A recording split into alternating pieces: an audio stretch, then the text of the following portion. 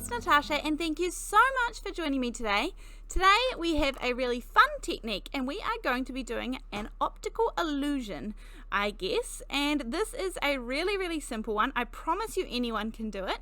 I am working straight onto my card base here and I just have a black fine liner pen. Any black or any coloured fine liner pen is going to work perfectly. So I am going to take a ruler. Now this tea ruler happens to be kind of 1 inch across. The width of the actual ruler is 1 inch across.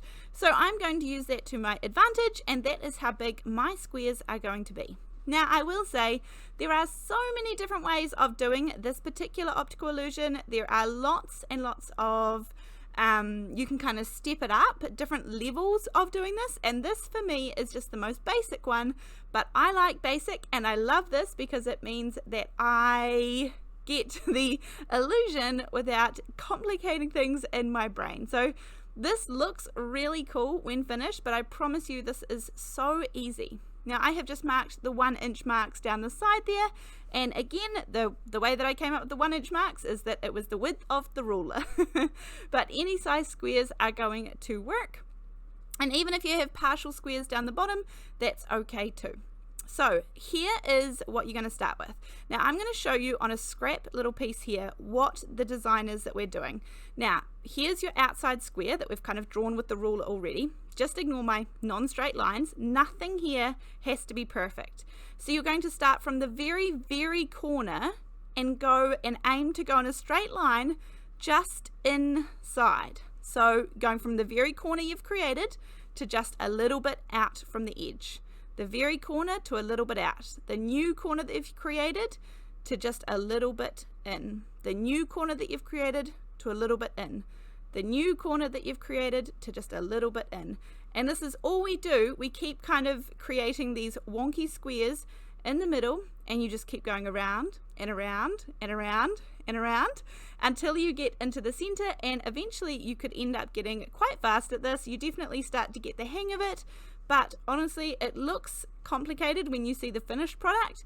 But all you have to do is keep doing these squares, and then once you start joining them together, the illusion kind of starts to all come together. So if you need to, stop and replay that part of the video. This is very simple. I promise you can do it.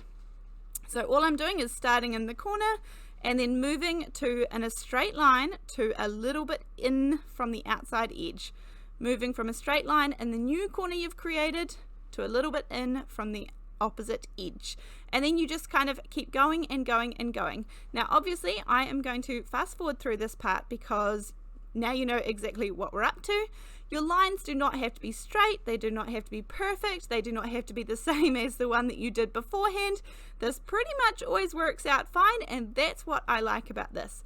And then I'm going to show you 2 different options how you can turn this into a finished card as well, because this does create a relatively busy background. Now you can see the pattern that starts to emerge here, and then once you get further down and you are nearly all finished, and it looks really cool. It kind of reminds me of like twisted rope or something.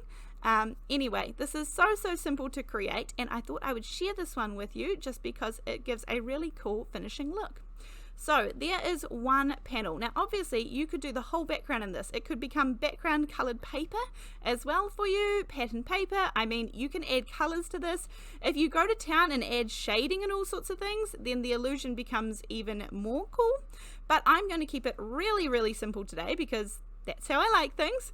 And as I said, I'm going to show you a couple of different cards. I'm starting off with some tumbled glass and cracked pistachio distress oxide inks. I am just going to use these inks as kind of like a watercolor. Honestly, I think something like pencils, coloring in pencils would be the best for this to get really nice shading. I couldn't put my hands on any, so I'm just going to do some light shading here. This is going to be really light coloring, and I'm not doing a very kind of gradient look or anything like that. So this is just, you know, popping a little bit of light color on, and as you can see, it kind of, I'm putting it on that whole twist kind of thing of each one of the new twists, even though that's actually across 2 squares that we started with at the beginning.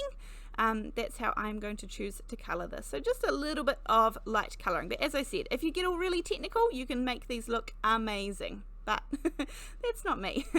So to keep this really, really simple, this is the Chunky Greetings. I love this big bold set. I'm going to stamp this out in some VersaFine Onyx black ink, some beautiful crisp stamping pigment ink. And because it stays wet for just a little minute, my favorite thing to do is pop some clear embossing powder over top. I always purchase these super fine embossing powders, and that way if you're doing a more bold, solid image, then it's going to coat it just fine. But if you're doing fine lines like these sentiments, then it is also going to work really well for those too. So I just melt this with my heat gun, and then I am actually going to fussy cut these out individually. Now I know that this looks like it takes a minute, but if you leave a little white border and have a fussy cutting pair of scissors, so a really kind of pointy tipped fine pair of scissors, then this is going to make your life a lot easier. And I don't go in and out of all the little crevices and nooks. I just keep it pretty simple to make my life a little bit easier. I'm going to pop a little bit of foam tape on the back of this one and then pop these in the center. Now you could leave this as is. Of course, there are always a couple of extra things that I like doing to cards to kind of finish them off just a little bit. So I have pulled off the release paper, and then once I've got these in place and I know I push them down a little bit more, one of those things I'm going to do is add some glossy accents. Now I didn't even color the insides of these words. These are plain white, and I like it that way. The bold black outline there is plenty. The background that we created using the optical illusion is pretty busy, so I think a nice clean and simple sentiment is what this was calling for. I am also going to add on a couple of little clear Waterdroplet Gems, and I think these just are really a great finishing touch because they add no colour and not too much distraction, but just a little bit of something extra. So I'm really enjoying using these at the moment, I must say. There are 5 different sizes in this little container, and this little container seems to last me forever. I love that there's a big range of them, and I love the small, kind of the 4 smallest sizes are perfect for me. So it means that I am going to use these all up, and then I have another little card in mind that I think I might use the bigger ones for too. Now this is a flower from Flower Picking Friends from Simon Hurley's stamp set.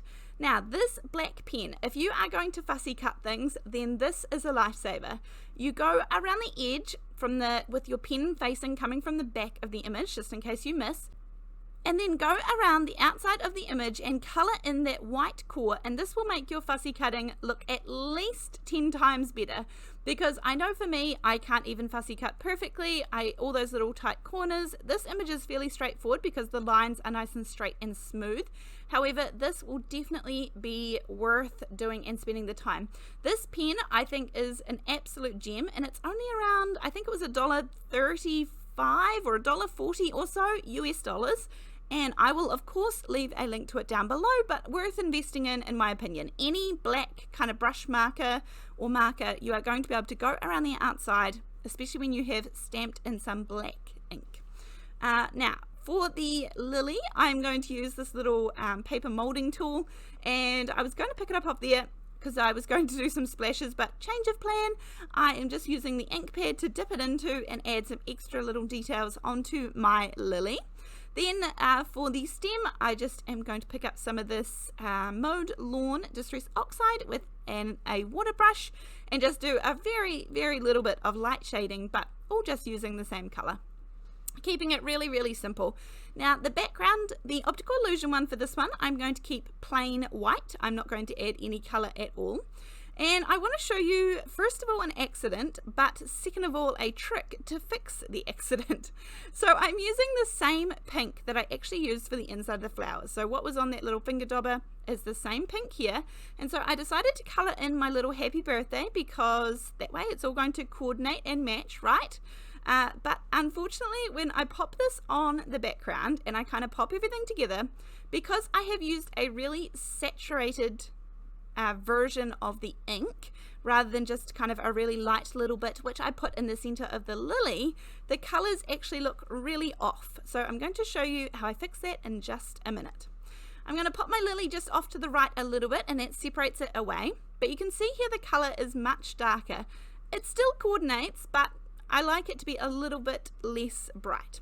So this is water reactive ink, the Distress Oxides. So all I'm doing is I am pressing into my water brush so it gives off quite a medium amount of water. I don't want it flooding, I don't want it to go outside of the lines. But once I add some water and then daub some paper towel on it, it is going to really lighten it up. So you can see the difference between the happy and the word birthday at the moment. And that way it is going to become a much more similar shade to the inside of my little lily there. So that is one good pro around using the water reactive inks or for watercoloring. So once I add the water on, I give it about 10 seconds and then I blot it down, and you can see quite a lot of color comes off. So then I'm going to pop some foam tape on the back here and then pop this up. The little leaf was really in my way. So I do end up ripping the front of my card here, but no one's going to see because I'm going to pop the sentiment over top and then replace the little leaf, and you would never know that that's not where it was meant to be. So again, I'm going to add some glossy accents onto my sentiment. This just gives it a really nice little slightly dimensional shine. It's going to dry nice and clear and see-through, but it just adds that extra little shiny touch to the sentiment, as well as that really easy peasy optical illusion that we created in the background. I hope that you have enjoyed creating these cards with me. Let me know in the comment section down below if you would give this one a go. And I will also have links to all of the products in the description box below this video in case you're interested in checking something out or finding out more about an item. Other than that, I will see you in the next video. Thanks, bye!